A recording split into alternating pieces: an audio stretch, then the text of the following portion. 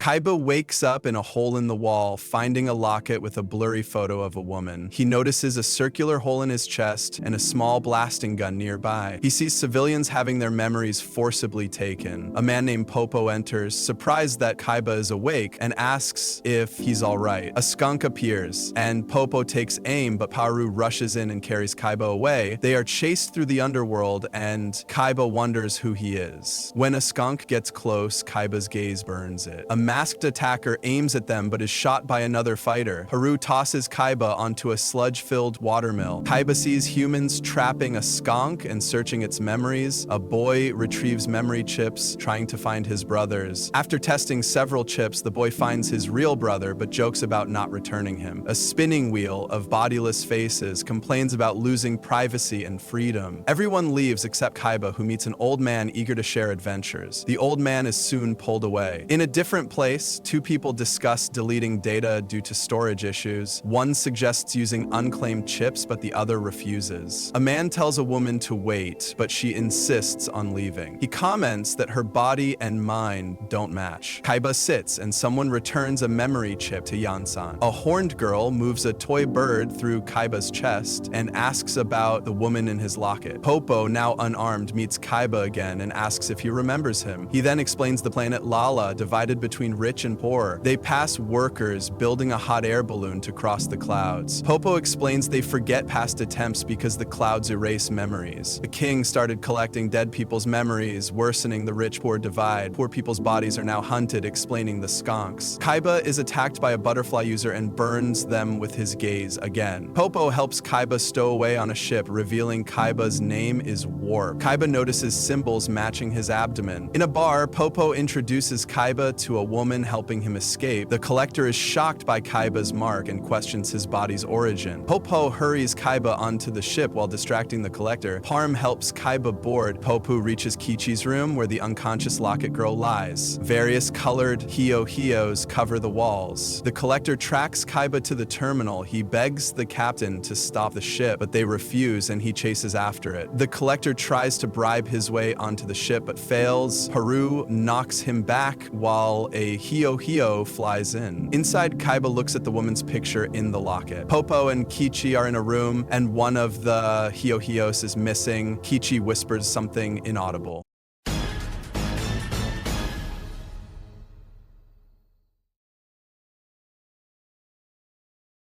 The Neron ship is introduced with an announcement assuring passengers of their safety and upcoming destinations. Parm instructs Kaiba to hide in a hippo body, then takes his original body and uses it for personal pleasure. In the luggage room, Kaiba meets Kochu, a stowaway with her boyfriend Butter. While exploring, Kaiba and Hio-Hio accidentally witness Parm's actions. Kochu introduces Butter and talks about her ideal future, revealing Kaiba's hippo body and Hio-Hio don't need food. Kochu finds her boyfriend using her to smuggle memory chips while looking for underwear. Kaiba and Hio-Hio learn from the news that a memory tank on planet Lala exploded, with Nero, who resembles the woman in Kaiba's locket, as the suspect. The ship's sheriff, Vanilla, creates a dirty doll resembling Chronoco's body and admires it. Kochu confronts Butter about the smuggled chips and stockings, suspecting infidelity. A crowd gathers as Butter struggles to hide the evidence. As they fight, memory chips and underwear scatter while Kaiba and Hio-Hio hide. Vanilla interrogates Butter and announces that smuggling memories is a felony. He demands tickets from Butter. To Kochu's shock, Butter have ticket. Vanilla pressures Butter to confess and bribe him, but two women urge him to execute Kochu instead. Vanilla shoots both Butter and Kochu, later realizing they hadn't converted their memories into chips. The crowd disperses, and Kaiba is pulled away. Investigators search the luggage room, while Vanilla secretly pockets some empty memory chips. Lost in pleasure, Parm ignores safety warnings. She has a flashback of her father abandoning her and chases him in vain. When she returns to reality, she sees Hio-Hio watching and insults him before exploding in green blood. A copy of Parm in Kaiba's body claims to be the original, but Vanilla argues that memory copies always kill their originals. Kaiba and Hio-Hio escape with a memory reader, while the luggage room investigation leads to multiple girls asking about Butter's whereabouts. Kaiba and Hio-Hio land land on the planet as news blames Isudan, a group against memory alteration, for the explosions. Vanilla reports recovering their escape pod while Isudan members appear on TV. Hiding from security, they meet Chroniko, who helps them escape. She shares her dreams of traveling, but reveals she's selling her body to support her family. Chroniko believes her memory chip will be sent home, but the doctor extracts her memories and discards them. Kaiba and Hio find her body while it sits on some trash before being delivered to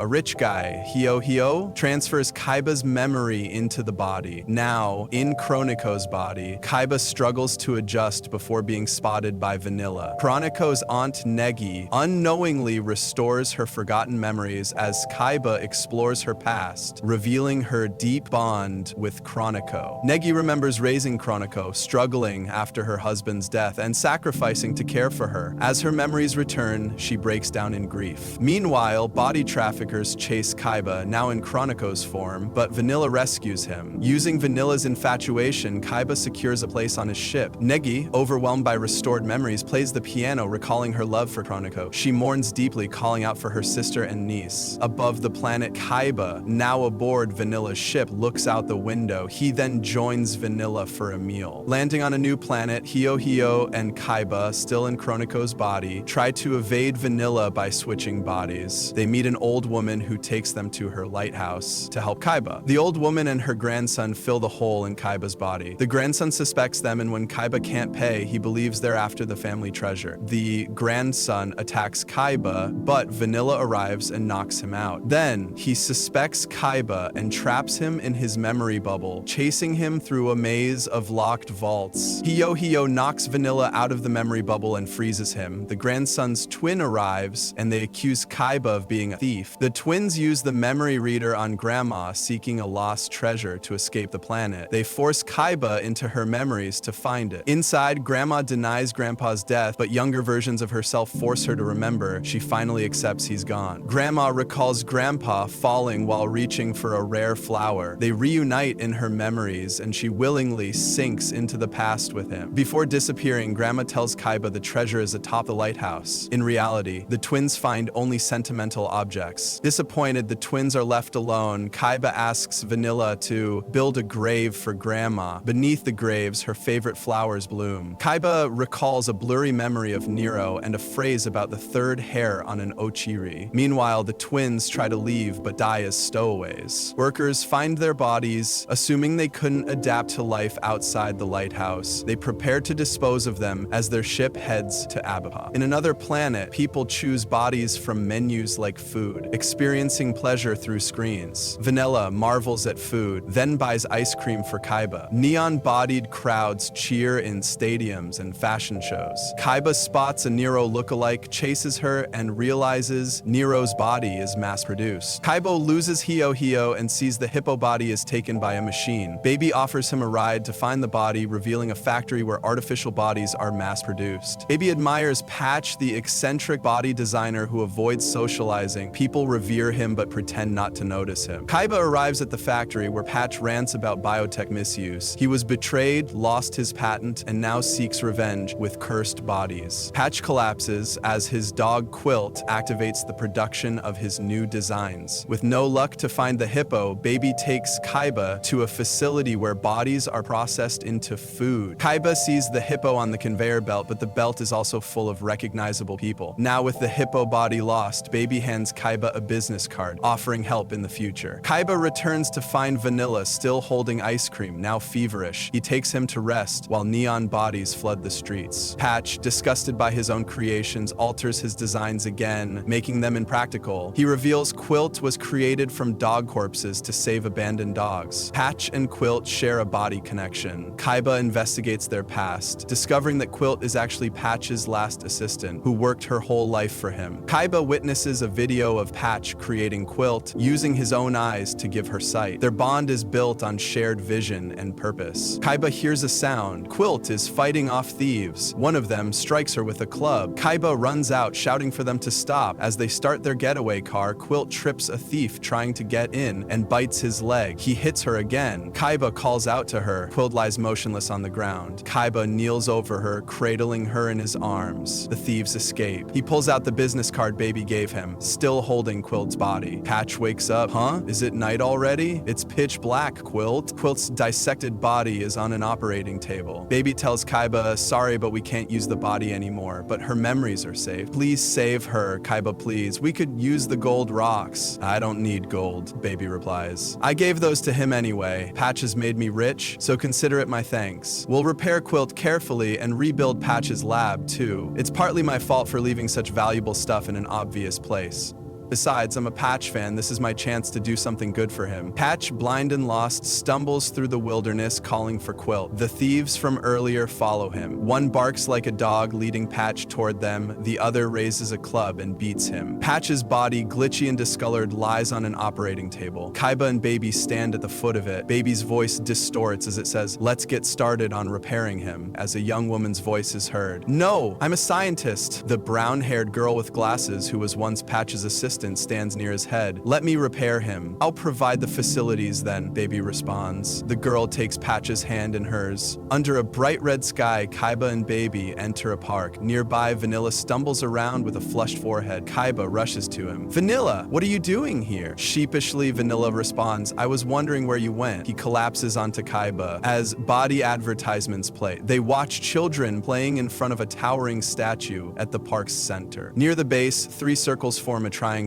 At the top stands a statue of a man. He looks eerily similar to Kaiba's original body. Who is that? Kaiba asks. Baby answers, nobody knows. But the rumor says, that guy is Warp, the prince who rules this universe and controls memories. Kaiba looks up at the statue and says, Warp. Kaiba, in Chronico's body, feels unwell as Vanilla talks about their next stop, Lolo, home to the largest memory tank. Vanilla asks if Kaiba likes someone, but Kaiba, distracted, walks away. As the ship moves through the Ro River, voices speak about being bodiless. Another ship collides with theirs, but everyone ignores it. Kaiba rides her scooter to check and finds a muscular cyborg repairing it. An elderly couple, the ship's owners, take a picture. The couple discusses Lolo, once a graveyard of memories but now a base. The cyborg struggles to pick up a part, so Kaiba helps. When asked if he came for the attractions, the cyborg walks away. The wife notices a lone plant growing on the artificial planet and comments on its solitude. They ride a water slide, and the husband suggests the surveillance cameras may have upset the cyborg. At the memory tower, Kaiba searches for War but finds nothing. He sees the cyborg's shadow, while Hio finds Nero in the database. Feeling uneasy, Kaiba goes to the bathroom and then runs into the cyborg. The cyborg introduces herself as Gel. Kaiba asks why she switched bodies, but Gel says she never wanted to become a man. When asked for his name, Kaiba hesitates before answering Warp. Kaiba tells Gel the old couple wanted to thank her. When he asks why she came to this planet, she avoids the question. Kaiba rejoins the old couple. As the park closes, voices from the memory tank speak again, just like before. Outside the memory tank, Kaiba and Gel eat with the couple. The wife was a singer and her husband played music and managed her. The couple sings a song for Kaiba and Gel. Gel asks why Kaiba calls himself Warp. She explains Warp is the king who ruined the world, killed her parents, and even killed her once. As the song ends, the small plant enters and sucks the wife's memories. Gel cuts the siphon. Kaiba tries freezing it with his memory reader, but fails. Later, while Kaiba sleeps, Gel leans in for a kiss, but stops. She wonders if her feelings are truly her own. In the morning, Kaiba sees Vanilla supporting Gel, who collapsed. They charge Gel's body. Vanilla tells Kaiba about an incident and asks how he knows Gel. Kaiba insists she did nothing wrong. A sheriff named Babu reports a cyborg was seen at dawn. Vanilla defends Gel, but the officer says the cyborg was stolen. Kaiba secretly takes a copy of Gel's memories. Kaiba realizes Gel resembles the girl in his locket, but still can't remember her. The plant, which is called Kaiba, is consuming memories from the memory tank explosion. Popo and Nero appear. Nero says she destroyed Abipa's factories and Lolo's memory tank as Dada-sama ordered. Kaiba follows Vanilla across a strange oceanic planet. Vanilla is an ordinary man who accepts the world as it is, reflecting how many people avoid questioning society's structure. Unlike Kaiba, who reacts with horror to human cruelty, most people, like Vanilla, just try to get by. Vanilla takes Kaiba to the moon of Libra, a lonely place filled with memories of its past inhabitants. While reviewing Gel's copied memories, Kaiba sees a shocking image, himself holding a gun to Nero's head. This revelation shakes him, making him question his role in past events. He learns that Nero was transformed into a weapon to destroy the Soul Factory. Meanwhile, Meanwhile, Babu, the leader of the police force, identifies Gel as a terrorist and considers Kaiba and Vanilla her accomplices, launching a relentless pursuit against them. Vanilla remains blissfully ignorant even when reality turns against him. He finds comfort in illusions until police arrive, forcing him into a desperate chase. Knowing there's no escape, he sacrifices himself by transferring Kaiba's and his mother's memories, ensuring their survival. In his final moments, he lies to reassure Chroniko, clinging to the idea that his love mattered. As his body is destroyed, his spirit embraces Chroniko's, leaving only remnants of their existence behind. A flashback of young Popo, Cheki, and Nero enjoying nippos is shown. They're clearly struggling with money and food, but Popo promises that one day, as king, he'll provide them with enough to live above the clouds. Cheki and Nero eagerly vow to support him. In the present, someone resembling Warp is showering when a robotic voice expresses concern. Annoyed, he snaps back, rejecting its care. The voice then reports that Isudan destroyed one of the memory tanks, an act carried out by Nero while in Gel's body. The king immediately orders a skunk attack on Isudan. Below the clouds, Isudan prepares to fight memory alterations. Dada-sama approaches Nero, praising her for destroying the tank. Popo then accuses someone of betrayal for switching bodies to save his sister and orders his execution. He tries to defend himself but is forcibly restrained and has his memories erased. Later, Popo and Nero bathe together. As a reward for destroying the memory tank, Popo gifts Nero a locket with her childhood picture. She then has a vision of playing with someone, but his face is obscured by Popo's silhouette. Their moment is interrupted when Cheki knocks, announcing his mother's arrival. Popo rushes out to find Sate and two men holding a broken robot. The robot fails to recognize Popo due to his changed appearance. He coldly denies that this is his mother, insisting she died long ago, and warns Sate never to play such a joke again. Meanwhile, the Collector and the king converse. The Collector questions if the king, despite ruling memories, has forgotten something. He recalls seeing a body identical to his in the past, but without a chip. He then hands the king a small statue featuring Warp's distinctive geometric pattern. The Collector presents the king with a collection of cloned Warp bodies gathered from around the world. He reveals that Warp's original body is immortal, and that a recently discovered one shares this trait. This means the current king is not the real Warp, but merely a copy. Furious, the king pulls a weapon on the Collector, leading to a violent struggle. In the chaos, Paru arrives and steals Warp's original body. The fight escalates and the Collector is ultimately killed. Shortly after, Popo arrives and learns the shocking truth about the king's false identity. Sate hands Popo his mother's memory chip, revealing that he does not support Dada-sama's methods, and there is a need for more extreme actions against the king. He offers to help Popo overthrow them. Popo goes to confront Dada-sama, but Dada-sama accuses him of lying about his mother and betraying them. He then attempts to erase Popo's memories. Before Dada-sama can act, Popo and his allies disarm him. To their astonishment, it is revealed that Dada-sama is not a single person, but a trio of clones, all derived from Warp. As Popo presses further, he uncovers a hidden sanctuary that Dada-sama has kept secret for 2,000 years. Inside, Popo discovers an ancient device showing a live image of a planet-sized Kaiba plant, a mysterious organism capable of devouring memories. King Warp is tending to his wounds while his robotic overseers press him about the wounds that he may have and that they are sensing there might be some blood. King Warp asks them to leave him alone. In response, they coldly announce that a new successor has been created, relieving him of any further burdens. Kaiba lies motionless as Hio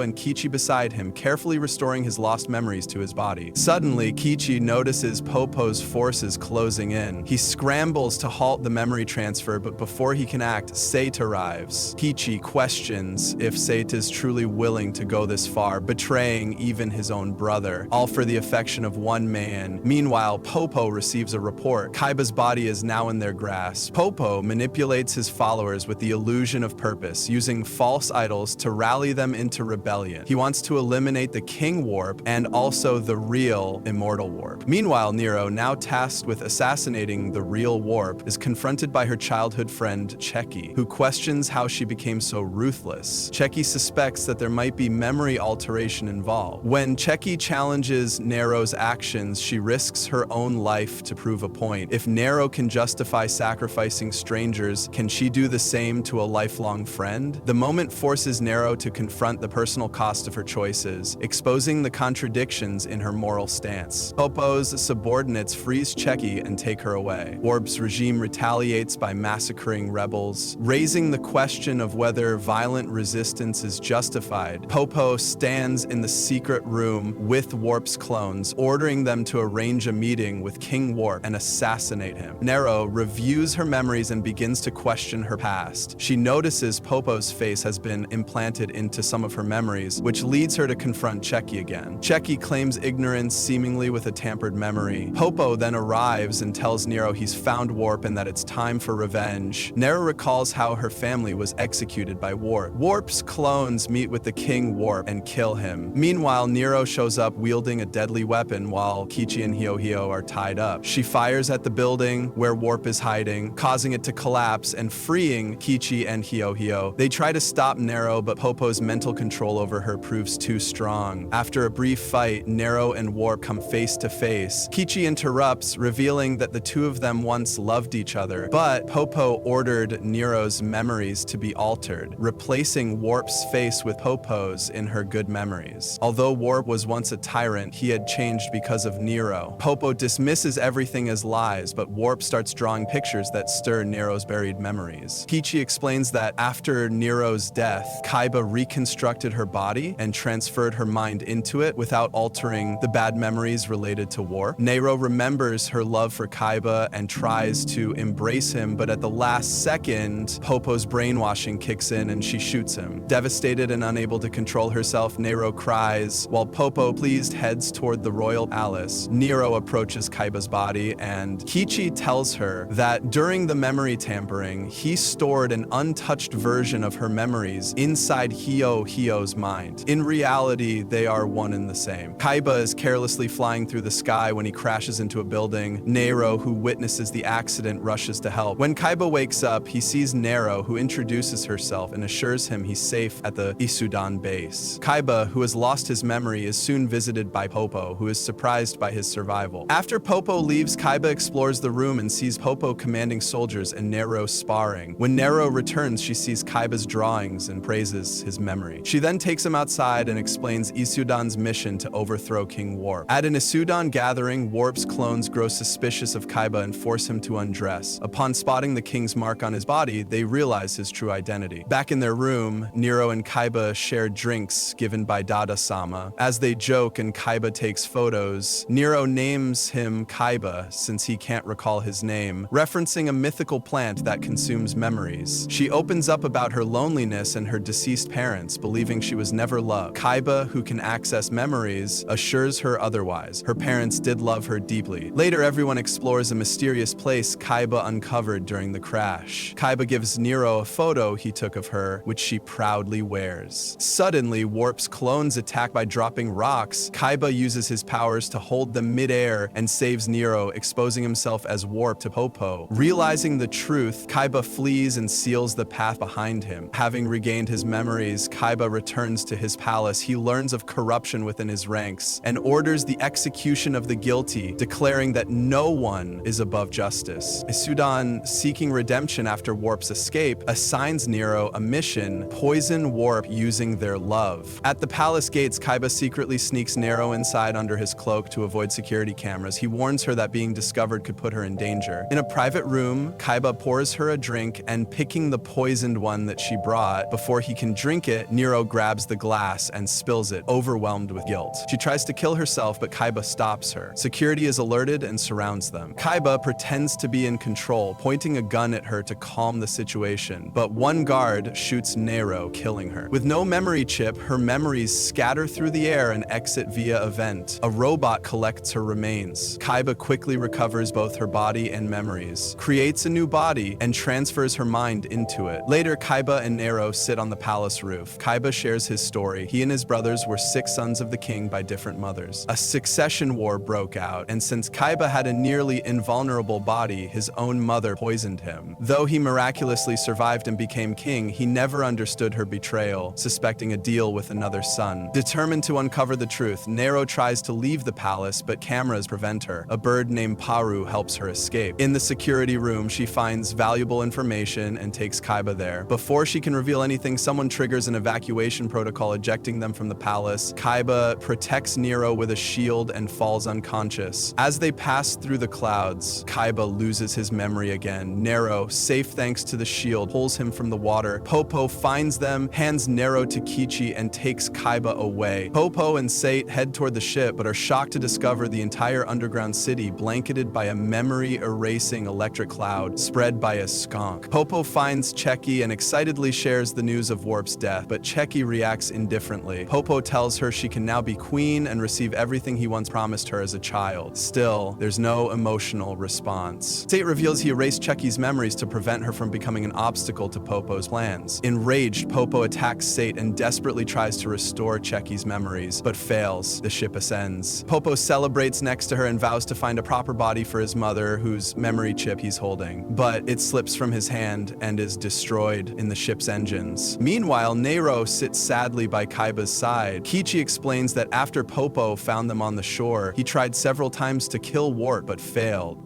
Now that Nero knows the whole truth, she has the option to upload Hio's memories into herself, but she refuses, saying she is no longer the same person. As she embraces Kaiba, he awakens and says he remembers everything. He vows to punish the one who stole his throne and rushes off. Nero insists she must tell Kaiba what she discovered about his mother and decides to follow him. Popo recalls his childhood when his mother could only afford one cheap nippo for him, pretending she wasn't hungry. Unable to pay for Popo's medical treatment, she sold her body. This led Popo to join Isudan, determined to take revenge on the world's injustices. At the palace, Sate hands the ship's control to Popo, who walks through the hall ecstatic. A clone informs him that the Kaiba plant is approaching the planet and will soon consume everything. Sate suggests using the giant fans across the planet to direct the memory-erasing clouds toward the plant and destroy it, but Popo proposes a different idea: do nothing. If the plant devours everyone, their memories will merge and true equality will be achieved. The others are shocked. One clone secretly orders the clouds to be released before Popo can act. Hio leads Nero and Kichi to where Paru died. They retrieve Paru's memories, but the fans suddenly activate and they must flee. Popo, manically convinced of his plan, celebrates to the point of madness. Sate, disturbed by Popo's state, erases his memory and declares she will no longer follow him. Immediately afterward, the Collector erases Sate's memories too. In his final moments, Sate remembers his childhood affection for Popo. As his and Popo's unconscious bodies lie together, clones cheer above them and reveal they have erased Popo's memories multiple times in the past. Fearing his rebellion, suddenly the fake King Warp arrives and erases the memory of the Collector. It's revealed he and the clones were working together all along, but Warp betrays them too, erasing their memories to ensure he is the only Warp that remains. Kichi reveals a robotic body he built to Nairo and Hio. As the fake Warp begins destroying all remaining Warp clones, Kichi races toward the palace in his new form. One clone is released from storage. The security system informs him that the real Warp has been missing for a while and tasks him with acting as king in the meantime. After finishing his duties, he returns to his pod. Later, after seeing the real king revive Nero, the clone leaves his pod again and alters his appearance to look like the king. He watches as the king and Nero enter the security room. He is the one who sent them to the underworld. In the present, the fake Warp confronts Kaiba. Kichi, Nero, and Hio arrive at the palace. When security forces show up, Kichi fights them off. Fake Warp snatches the ship's controller and uses it to attack Kaiba, then tries to escape. As Kaiba pursues him, Warp attempts to freeze him, but it doesn't work. Kaiba retaliates by forcefully injecting all the world's memories into Warp's mind, causing him intense suffering. This also begins damaging the planet, but Kaiba doesn't stop. Those who had lost their memories awaken and, sensing the planet's tremors, look toward the chaos. Nero helps them get to safety. Meanwhile, Kichi searches for ways to stop the fans that are spreading memory-erasing clouds to protect the people. Eventually, he sacrifices himself by jamming his body into the blades of the main fan, stopping all of them. Hio arrives to help, but Kichi is decapitated during the struggle. Still, Hio manages to catch Kichi's memories in her mouth at the last moment. Nero reaches Kaiba and Warp, but Kaiba, lost in hatred and sorrow, is destroying the planet. His mind and memories manifest around them, creating a child version of himself, a representation of his pain. This child wants to end all suffering by merging everyone into the Kaiba plant. Nero throws Kaiba's memory of his mother toward him, but the child tries to destroy it. Hio catches it in time. Nero dives into Kaiba's memories to find something to calm him, but sees only darkness until she finds brighter ones and releases as many as she can. These memories remind Kaiba of his mother, but he still can't forgive her betrayal. Alone and frightened within his own mind, Kaiba finally calms down. Nero reaches him and hugs him, but the embrace reminds Kaiba of the moment his mother poisoned him. Nero explains, Kaiba's mother gave him a small dose of poison, only to keep him unconscious during the war between the heirs. She always loved him, even when the king turned her into an animal, she continued to care for him. She is in fact Paru. Kaiba refuses to believe it until Hio delivers his mother's memory to him. Free from his hatred, Kaiba collapses beside Nero. The child version of Kaiba demands Nero return the adult Kaiba, but she refuses. Enraged, the child shatters the space around them. As they fall, Kaiba regains control of himself. With his full strength, Kaiba destroys his dark self. He then releases all the stored memories of others and feeds them to the Kaiba plant. Using his power, he directs the memory-erasing clouds at the plant and destroys both it and the clouds. In the final moments, Hio